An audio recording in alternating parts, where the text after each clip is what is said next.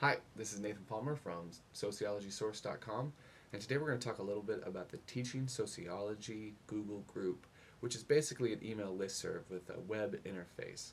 Right here you can see the web interface that we have for the Teaching Sociology Google group.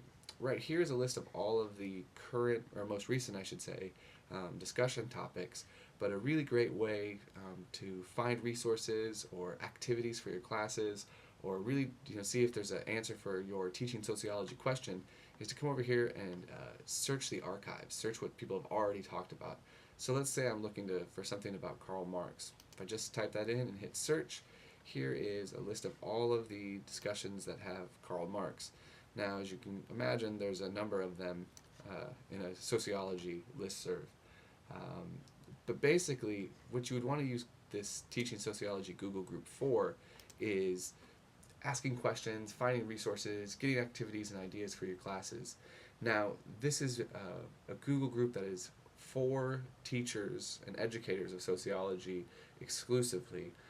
So if you're a student listening to this and you're hoping that someone can help you answer your term paper questions, this is certainly not the group for you, and you'll probably get booted out of the group pretty quick. Um, so, um, how do you register for this group? It's actually pretty simple. I'm going to switch here to Firefox, and this is what the Google Groups page looks like before you sign in. And so if you just go over here and click sign in, and then type in your email and password,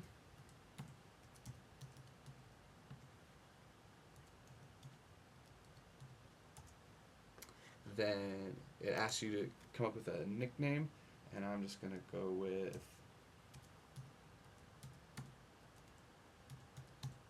Social Source.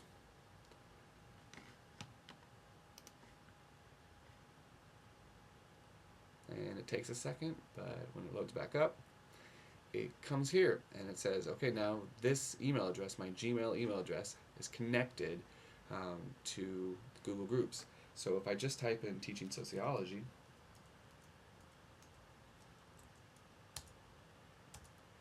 you'll see that the first return here is for teaching sociology. Now it says you cannot view the group's content or participate in the group because you are not currently a member. So members must be approved before joining. So you have to apply for membership actually, which you click this, and it asks you.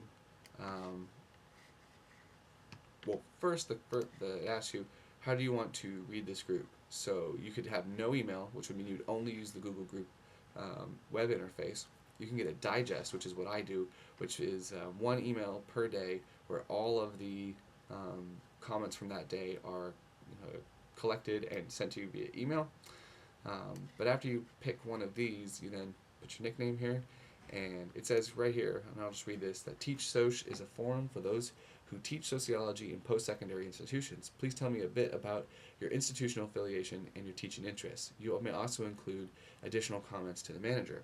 So this is where you write a message to the people who oversee this group. So the best idea here is to say who you are, where you work, and if I put a link to the Georgia Southern faculty webpage where they could see me and my name and photo there, so I could prove that I was actually an academic teaching sociology.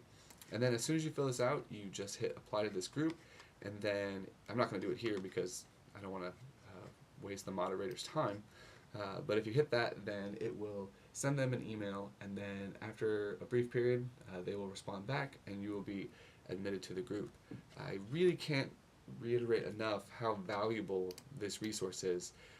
If you know anyone who has been a member of this site, then talk to them. They can tell you how amazing this has been. So with that, I hope you will consider signing up soon. Take care.